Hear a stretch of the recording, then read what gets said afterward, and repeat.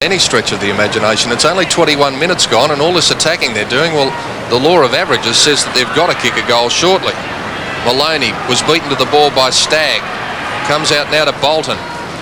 Bolton's kick along the outer side. Markoff might have got into the back of his opponent. Edged out of it was Booth, picked up by Keating.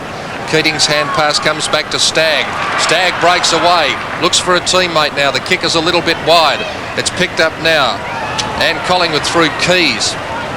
Finally picks the ball up, moves onto the left foot. A high kick. It'll land 20 metres out from goal. Collingwood player in front, taking the mark is Gavin Brown. So Brown has the chance to really make it difficult for the Kangaroos, and the fine mark, the high ball.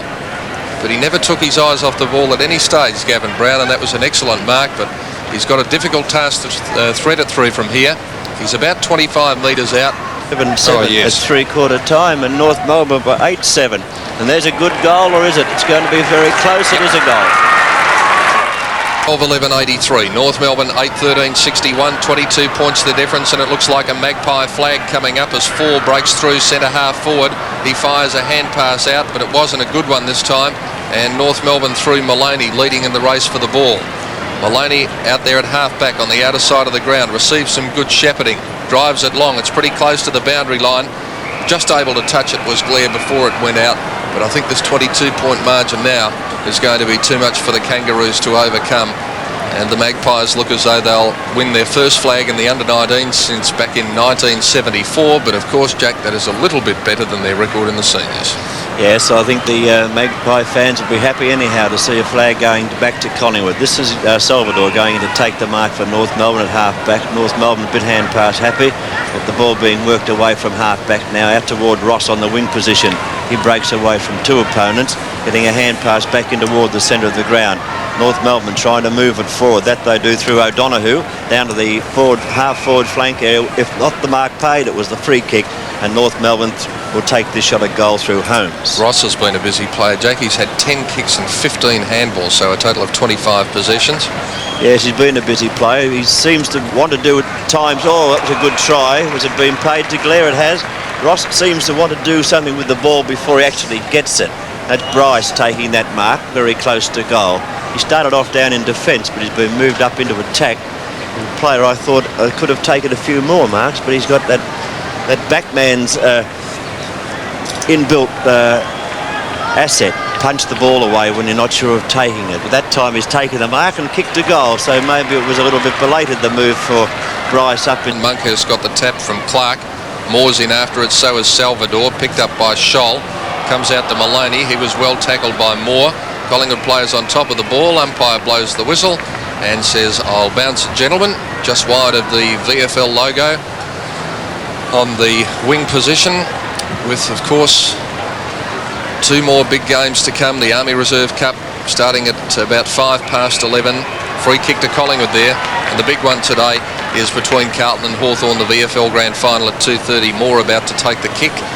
And that V.F.L Grand Final will be seen around the world by approximately 70 million people. Moore's kick is a high one. It's his 15th kick. Oh, flying high, almost taking a screamer, the Collingwood player there. Keating on top of it. That player who flew was Glowry. He's disappointed because he knows that would have been a corker had he taken it. Most likely would have been a goal too. I think that's what he was after, more so than just the mark. The ball tapped down, picked up and kicked hurriedly by Lesaputty, and the result, the ball comes back to Stagg. Lowry can't do much with it. Gets shot out again. North Melbourne defending through McWilliam. Now the ball's going to be run away across the face of goals and brought to the members' side of the ground. But Collingwood are first to it again. The ball's tapped back. Can't get possession of it as yet. Player down there was doing all that work was Brown. A chance for North Melbourne now. Hand pass from Clarkson comes up field. Clarkson goes back after it himself. But hit a bit high, I thought. The umpire calls play on. The ball with Lamont tries to get it out. Now the big fella and Monkhurst gets it out to Brown. Brown going in toward the half-forward flank, and the mark has been taken down there on that half-forward flank by Keys. Keys goes short, can't find a teammate. The ball rebounds back to him. He can't, yes, he's still in there fighting. Tried to get a shot at goal, couldn't quite do it. There's a chance there for the North Melbourne defenders to run it out, and the ball delivered back toward the centre of the ground. It's all Collingwood though.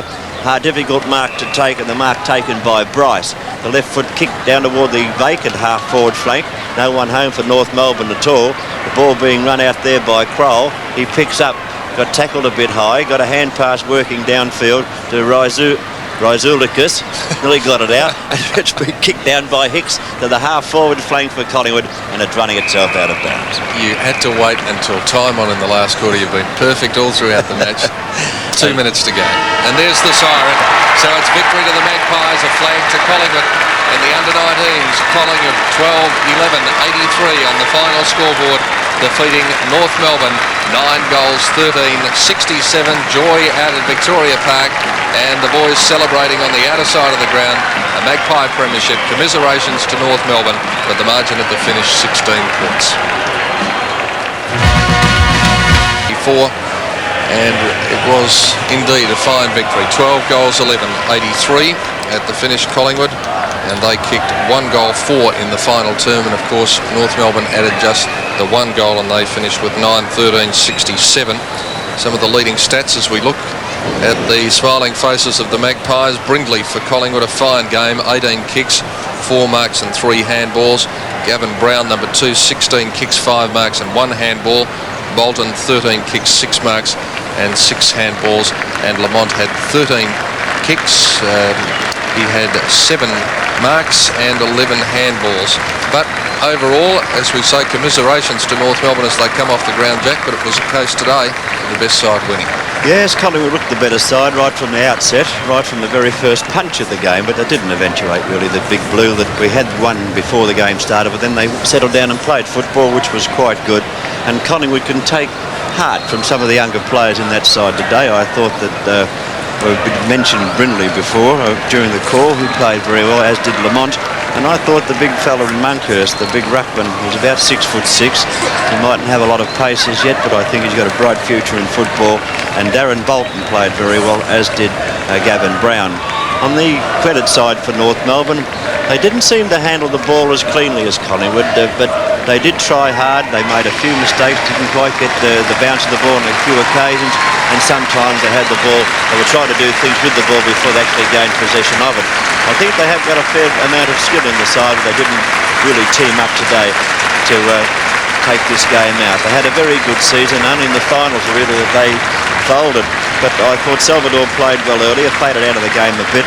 Ross played well. He's one player who seems to want to do something with the ball before he gets it. He reminds me a lot of Doug Hawkins and players such as that, and Wilson of Melbourne. But they're always thinking ahead. Some days it works, some days it doesn't. But Ross did play fairly well, as did Douglas. Douglas took a few nice marks. He just couldn't kick a goal in the finish. I think he kicked 3 behinds in the final term, and he was desperately trying. Martin took a few marks, kicked 3 goals for North Melbourne and did well. And Bryce, I think, might be a better player in attack than what he was in defence. The stats showed that Collingwood had 216 kicks to North's 191, and handballs were very even. Collingwood, superior in the air, had 19 more marks, and North Melbourne were favoured in the free kick department, but still that didn't make any difference on the scoreboard, and that's the reason why those boys on screen are happy at the moment. Collingwood premiers in the under-19, and to warm applause from the crowd here at the MCG, which is building up. They do their victory lap of honour, no doubt happy boys, and hoping that that's the start of a great career in football, and for quite a few of those players I'm sure it will be. In the background you can see the Carlton banner with the preparations for the Army Reserve Cup. Sandy Roberts, Peter McKenna and Don Scott along in a moment.